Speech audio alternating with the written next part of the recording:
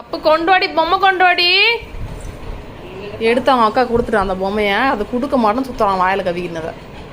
குடுசாமி அதான் பக்கத்திலே போட்டப்படுகிறாம்பா. ஏண்டா யாருன்னா தூக்கி போயிடுவாங்களா?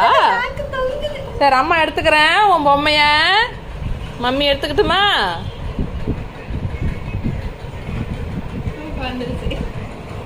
குட்டிக்கு தூக்கம் வந்துருச்சு. ஒரே எச்ச சீச்சி.